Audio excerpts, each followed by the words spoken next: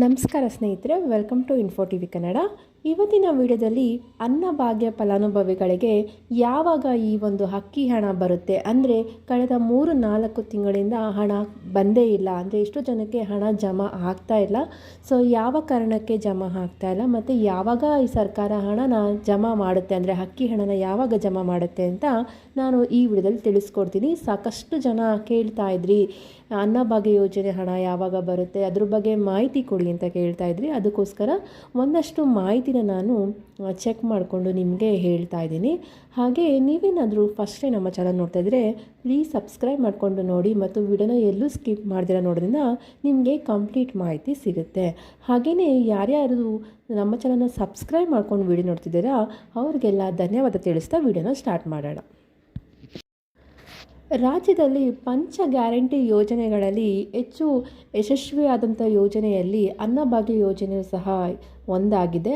ಇದರಲ್ಲಿ ಏನು ಅಂದರೆ, ಮೊದಲು 10 kg ಅಕ್ಕಿ ನಾವು ಕೊಡ್ತೀವಿ ಅಂತ ಸರ್ಕಾರ ಹೇಳಿತ್ತು, ಅಂದರೆ 5 kg ಅಕ್ಕಿ ಕೇಂದ್ರ ಸರ್ಕಾರದಿಂದ ಬರ್ತಾ ಇತ್ತು.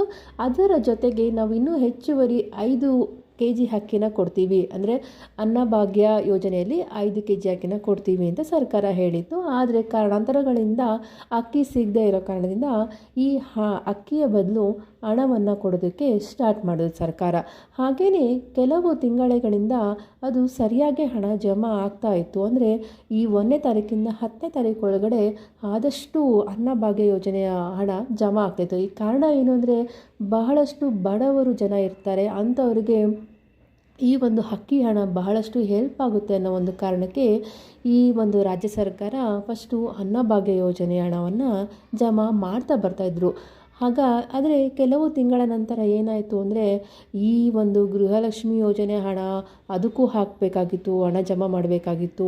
ಹಾಗೆ ಸಾಕಷ್ಟು ಟೆಕ್ನಿಕಲ್ ಪ್ರಾಬ್ಲಮ್ ಆಗಿರ್ಬೋದು, ಇಲ್ಲ ಸರ್ವರ್ ಪ್ರಾಬ್ಲಮ್ ಆಗಿರ್ಬೋದು, ಈ ರೀತಿಯ ಮತ್ತು ಕೆಲವೊಂದು ಬಾರಿ ಈ ಸರ್ಕಾರದಲ್ಲಿ ಹಣ ಜಮಾ ಮಾಡೋದಕ್ಕೆ ಸರಿಯಾಗಿ ಹಣ ಹೊಂದಿಸೋದಕ್ಕೂ ಆಗಿರಲಿಲ್ಲ. ಅಂದರೆ ನಿಮಗೆಲ್ಲ ಗೊತ್ತಿರೋ ಹಾಗೆ ಸಾಕಷ್ಟು ಸಾವಿರಾರು ಗಟ್ಟಲೆ ಹಣನ ಜಮಾ ಮಾಡಬೇಕಾಗುತ್ತೆ ಈ ರೀತಿ ಗ್ಯಾರಂಟಿ ಯೋಜನೆಗಳಿಗೆ. ಸೊ ಹಾಗಾಗಿ ಈ ಒಂದು ಕೆಲವು ತಿಂಗಳಿಂದ ಅನ್ನಭಾಗ್ಯ ಯೋಜನೆ ಹಣ ಬರ್ತಾನೆ ಇಲ್ಲ. ಅಂದರೆ ಕೆಲವರಿಗೆ ಆಗಸ್ಟ್ ತಿಂಗಳಿಂದನೇ ಹಣ ಬರ್ತಾರೆ, ಅಂದರೆ 3 ತಿಂಗಳಿಂದ ಹಣ ಬರ್ತಾರೆ. ಕೆಲವರಿಗೆ ಆಗಸ್ಟ್ ತಿಂಗಳ ಹಣ ಜಮಾ ಆಗಿದೆ, ಆದರೆ ಯಾರಿಗೂ ಕೂಡ ಸೆಪ್ಟೆಂಬರ್ ಮತ್ತು ಅಕ್ಟೋಬರ್ ತಿಂಗಳ ಹಣ ಇನ್ನೂ ಜಮಾ ಆಗಿಲ್ಲ. ಅದಕ್ಕೆ ಸರ್ಕಾರ ಯಾವುದೇ ಒಂದು ಸ್ಪಷ್ಟನೆಯನ್ನು ಕೊಟ್ಟಿರಲಿಲ್ಲ. ಕಾರಣ ಏನು, ಯಾಕೆ ಜಮಾ ಆಗ್ತಾ ಇಲ್ಲ ಅನ್ನೋ ಮಾಹಿತಿನೇ ಅವರು ಕೊಟ್ಟಿರಲಿಲ್ಲ. ಜನಗಳು ಸಹ ಪ್ರಶ್ನೆ ಮಾಡೋಕ್ಕೆ ಶುರು ಮಾಡಿದ್ರು, ಈ ರೀತಿ ಅಕ್ಕಿ ಹಣನೂ ಕೊಟ್ಟಿಲ್ಲ ಅಂದರೆ ನಮಗೆ ದಿನಸಿ ಕಿಟ್ಟನಾದರೂ ಕೊಡಿ, ನಮಗೆ ಜೀವನ ಮಾಡೋದೇ ತುಂಬ ಕಷ್ಟ ಆಗಿದೆ.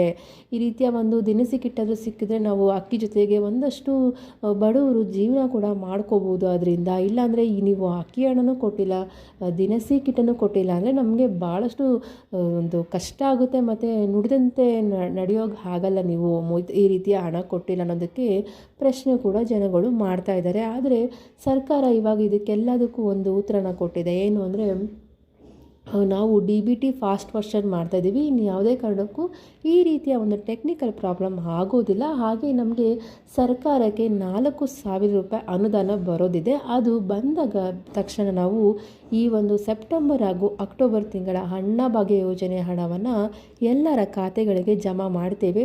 ಇನ್ನೊಂದು ವಾರದಲ್ಲಿ, ಅಂದರೆ 3-4 ದಿನ ಅಂತ ಹೇಳಿದ್ದಾರೆ, ಅಂದರೆ ಈ ವಾರದಲ್ಲಿ ನಿಮಗೆ ಈ ಒಂದು ಹಣ ಜಮಾ ಆಗೋ ಚಾನ್ಸಸ್ ಇರುತ್ತೆ. ಸೊ ಯಾರೆಲ್ಲ ಈ ಅನ್ನಭಾಗ್ಯ ಯೋಜನೆಯ ಹಣಕ್ಕೆ ಒಂದು ಕಾಯ್ತಾ ಇದ್ದೀರೋ ಅವರಿಗೆಲ್ಲ ಇದು ಗುಡ್ ನ್ಯೂಸ್ ಅಂತಲೇ ಹೇಳ್ಬೋದು. ಇನ್ನು ಈ ವಾರದಲ್ಲಿ ನಿಮಗೆ ಹಣ ಬರುತ್ತೆ ಅಂತ ಸರ್ಕಾರ ಇವಾಗ ಒಂದು ಮಾಹಿತಿನ ಕೊಟ್ಟಿದೆ. ಹಾಗೆ ಇನ್ನೊಂದು ಮಾಹಿತಿ ಹೇಳಬೇಕಂದ್ರೆ, ನಿಮ್ಮ ಒಂದು BPL ಕಾರ್ಡ್ ಏನಾದರೂ ರದ್ದಾಗಿದ್ದರೆ, ಅಂದರೆ ನಿಮಗೆ ಗೊತ್ತಿರೋ ಹಾಗೆ ಸರ್ಕಾರ ಬಹಳಷ್ಟು ಕಾರ್ಡ್ಗಳನ್ನು ರದ್ದು ಮಾಡಿದ್ರು, ಕೆಲವೊಂದು ಕಾರ್ಡ್ಗಳನ್ನ ಡಿಲೀಟ್ ಮಾಡಿದ್ದಾರೆ. ಸೊ ನಿಮ್ಮದು ಆ ರೀತಿ ಏನಾದರೂ ಆಗಿದ್ದರೆ ನಿಮ್ಮ ಒಂದು ಕಾರ್ಡ್ ಸ್ಟೇಟಸ್ನ ನೀವು ಚೆಕ್ ಮಾಡ್ಕೋಬೇಕಾಗುತ್ತೆ. ಚೆಕ್ ಮಾಡಿಕೊಂಡು ಈ ರೀತಿ ಏನಾದರೂ ಡಿಲೀಟ್ ಆಗಿದ್ರೆ ಸರಿಪಡಿಸ್ಕೊಳ್ಳೋ ಮೂಲಕ ನೀವು ಮತ್ತು ಅನ್ನಭಾಗ್ಯ ಯೋಜನೆ ಹಣನೂ ಸಹ ಪಡ್ಕೋಬೋದು, ಹಾಗೆ ರೇಷನ್ನು ಸಹ ನೀವು ಪಡ್ಕೋಬೋದಾಗಿದೆ. ದಯವಿಟ್ಟು ಹೋಗಿ ಈ ನಿಮ್ಮ ಒಂದು ರೇಷನ್ ಕಾರ್ಡ್ ಸ್ಟೇಟಸ್ನ ನೀವು ಚೆಕ್ ಮಾಡಿಕೊಳ್ಳೇಬೇಕಾಗುತ್ತೆ. ಏನಿದೆ ಅಂತ ಒಂದು ಸಲ ಚೆಕ್ ಮಾಡ್ಕೊಳ್ಳೋದ್ರಿಂದ ನಿಮ್ಮದು ಆ್ಯಕ್ಟಿವ್ ಇದ್ದರೆ ಏನೂ ಪ್ರಾಬ್ಲಮ್ ಇಲ್ಲ. ಇಲ್ಲ ನಿಮ್ಮದು ಡಿಲೀಟ್ ಆಗಿದೆ, ಇಲ್ಲ ಸ್ಟೇಟಸ್ ಏನೋ ಡಿಆಕ್ಟಿವೇಟ್ ಆಗಿದ್ದರೆ ಅವರು ಕ್ಯಾನ್ಸಲ್ ಮಾಡಿರ್ತಾರೆ. ಸೊ ನೀವು ನಿಜವಾಗ್ಲೂ ಅರ್ಹರಿದ್ದು BPL ಕಾರ್ಡ್ಗೆ ಕ್ಯಾನ್ಸಲ್ ಆಗಿದ್ದರೆ ಅದನ್ನು ನೀವು ನಿಮ್ಮ ಹತ್ತಿರದ ಒಂದು ತಹಶೀಲ್ದಾರ್ ಕಚೇರಿಗೆ ಹೋಗಿ ನೀವು ಅದನ್ನು ಸರಿಪಡಿಸ್ಕೋಬೋದಾಗಿದೆ.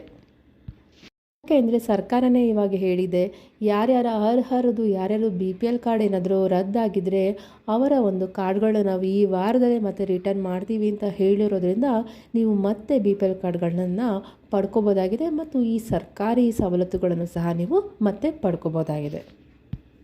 ಇನ್ನು ಮುಂದೆ ಈ ರೀತಿಯ ಒಂದು ಪ್ರಾಬ್ಲಮ್ ಆಗೋದಿಲ್ಲ ಅನ್ನೋದರ ಸರ್ಕಾರ ಇವಾಗ ಹೇಳ್ತಾ ಇದೆ. KH ಮುನಿಯಪ್ಪ ಅವರು ಸಹ ಅದೇ ಹೇಳಿದ್ದಾರೆ. ಇನ್ನು DBT ಫಾಸ್ಟ್ ವರ್ಷನ್ ಮಾಡ್ತಾ ಇರೋದ್ರಿಂದ ಹಣನೂ ಸಹ ಇನ್ನು ಬೇಗ ತಡ ಆಗದೆ ಜನಗಳ ಖಾತೆಗೆ ಜಮಾ ಆಗುತ್ತೆ ಅನ್ನೋ ಒಂದು ಮಾಹಿತಿನ ಕೊಟ್ಟಿದ್ದಾರೆ. ಹಾಗೆ ಇನ್ನೊಂದು ಮಾಹಿತಿನ ಕೊಡಬೇಕಾಗಿತ್ತು. ಏನು ಅಂದರೆ ನಿಮ್ಮ ಒಂದು ಆಧಾರ್ ಕಾರ್ಡ್ 10 ವರ್ಷಗಳಿಂದ ನೀವೇನಾದರೂ ಅಪ್ಡೇಟ್ ಮಾಡಿಸಿಲ್ಲ ಅಂದರೆ ನಿಮ್ಮ ಒಂದು ಇಶ್ಯೂ ಡೇಟ್ 10 ವರ್ಷಗಳಿಂದ ಹಿಂದೆ ಇರುವಂಥ ಡೇಟ್ ಏನಾರು ಇದ್ದರೆ ನೀವು ಈ ಡಿಸೆಂಬರ್ 14ರ ಒಳಗಾಗಿ ನಿಮ್ಮ ಒಂದು ಆಧಾರ್ ಕಾರ್ಡನ್ನು ಅಪ್ಡೇಟ್ ಮಾಡಿಸ್ಬೇಕಾಗುತ್ತೆ. ಅಂದರೆ ಏನೂ ಚೇಂಜಸ್ ಇಲ್ಲ ಅಂದರೂ ಸಹ ನೀವು ಹೋಗಿ ಈ ಬೆಂಗಳೂರು ಒನ್ ಆಗಿರ್ಬೋದು ಇಲ್ಲ ಕರ್ನಾಟಕ ಒನ್ ಅಲ್ಲಿ ಹೋಗಿ ನೀವು ನಿಮ್ಮ ಒಂದು ಆಧಾರ್ ಕಾರ್ಡನ್ನ ಅಪ್ಡೇಟ್ ಮಾಡಿಸ್ಬೇಕಾಗುತ್ತೆ. ಇನ್ ಕೇಸ್ ನೀವೇನಾದರೂ ಅಪ್ಡೇಟ್ ಮಾಡಿಸಿಲ್ಲ ಅಂದರೆ ನಿಮ್ಮ ಒಂದು ಆಧಾರ್ ಕಾರ್ಡು ಡಿಆಕ್ಟಿವೇಟ್ ಆಗುತ್ತೆ. ನಿಮಗೆ ಗೊತ್ತಿರೋ ಹಾಗೆ ಆಧಾರ್ ಕಾರ್ಡು ತುಂಬಾ ಇಂಪಾರ್ಟೆಂಟು. ಬ್ಯಾಂಕ್ ಖಾತೆಗಳಿಗೆ ಲಿಂಕ್ ಆಗಿರೋದ್ರಿಂದ ಬಹಳ ಇಂಪಾರ್ಟೆಂಟು. ನಿಮ್ಮ ಆಧಾರ್ ಕಾರ್ಡ್ ಏನಾದರೂ ಡಿಆಕ್ಟಿವೇಟ್ ಆದರೆ ನಿಮ್ಮ ಬ್ಯಾಂಕ್ ಅಕೌಂಟ್ ಕೂಡ ವರ್ಕ್ ಆಗೋದ್ರಿಂದ ಡಿಆಕ್ಟಿವೇಟ್ ಆಗುತ್ತೆ. ಆವಾಗ ನಿಮಗೆ ಸರ್ಕಾರದಿಂದ ಬರುವಂಥ ಗೃಹಲಕ್ಷ್ಮಿ ಹಣ ಆಗಿರ್ಬೋದು ಇಲ್ಲ ಅನ್ನಭಾಗ್ಯ ಯೋಜನೆ ಹಣ ಆಗಿರ್ಬೋದು ಅಂದರೆ ಸ್ಟಾಪ್ ಆಗೋ ಚಾನ್ಸಸ್ ಇರುತ್ತೆ. ಇಲ್ಲ ಅಂದರೆ ಈ ರೀತಿ ನಿಮ್ಮ ಒಂದು ಆಧಾರ್ ಕಾರ್ಡ್ ಸರ್ಕಾರ ರದ್ದು ಮಾಡಿಲ್ಲ ಅಂದರೆ ಏನು ಮಾಡ್ತಾರೆ ಅಂದರೆ ಒಂದಷ್ಟು ದಂಡ ವಿಧಿಸಿ ಅದನ್ನು ಮತ್ತೆ ಅಪ್ಡೇಟ್ ಮಾಡ್ಕೊಳ್ಳೋಕೆ ಹೇಳ್ತಾರೆ. ಅನಾವಶ್ಯಕವಾಗಿ ನೀವು ಯಾಕೆ ದುಡ್ಡನ್ನು ವೇಸ್ಟ್ ಮಾಡ್ಕೊತೀರಾ, ಸರ್ಕಾರಕ್ಕೆ ಯಾಕೆ ಕೊಡ್ತೀರಾ? ಒಂದಿಷ್ಟು ಡೇಟನ್ನು ಕೊಟ್ಟಿರೋದ್ರಿಂದ ಅಷ್ಟರ ಒಳಗಡೆ ಹೋಗಿ ನೀವು ನಿಮ್ಮ ಒಂದು ಆಧಾರ್ ಕಾರ್ಡ್ನ ಅಪ್ಡೇಟ್ ಮಾಡಿಸ್ಕೊಂಡ್ರೆ ಈ ಮುಂದೆ ಆಗುವಂಥ ಒಂದು ಸಮಸ್ಯೆಗಳಿಂದ ತಪ್ಪಿಸ್ಕೋಬೋದಾಗಿದೆ. ಹಾಗೆ ದಂಡ ವಿಧಿಸುವಂಥ ಒಂದು ಹಣವನ್ನು ಕೂಡ ನೀವು ಸೇವ್ ಮಾಡ್ಕೋಬೋದಾಗಿದೆ. ಸೊ ಹೀಗಾಗಿ ನಮ್ಮ ಸಬ್ಸ್ಕ್ರೈಬರ್ಗೋಸ್ಕರ ಈ ರೀತಿಯ ನಾನು ಹೊಸ ಅಪ್ಡೇಟ್ಗಳನ್ನು ಯೂಸ್ಫುಲ್ ಆಗುವಂಥ ಅಪ್ಡೇಟ್ಗಳನ್ನು ನಾನು ಕೊಡ್ತಾನೆ ಇರ್ತೀನಿ. ನಿಮಗೆ ಈ ಮಾಹಿತಿ ಯೂಸ್ಫುಲ್ ಆಗಿದೆ ಅನಿಸಿದ್ರೆ ಪ್ಲೀಸ್ ಲೈಕ್ ಮಾಡಿ ಮತ್ತು ಶೇರ್ ಮಾಡಿ. ಇದೇ ರೀತಿಯಾದಂತಹ ಗೃಹಲಕ್ಷ್ಮಿ ಹಾಗೂ ಅನ್ನಭಾಗ್ಯ ಯೋಜನೆಯ ಅಪ್ಡೇಟ್ಗಳಿಗಾಗಿ ನಮ್ಮ ಚಾನಲ್ ಸಬ್ಸ್ಕ್ರೈಬ್ ಮಾಡಿ ಮತ್ತು ಸಪೋರ್ಟ್ ಮಾಡಿ. ವಿಡಿಯೋ ನೋಡಿದ್ದಕ್ಕಾಗಿ ಧನ್ಯವಾದಗಳು.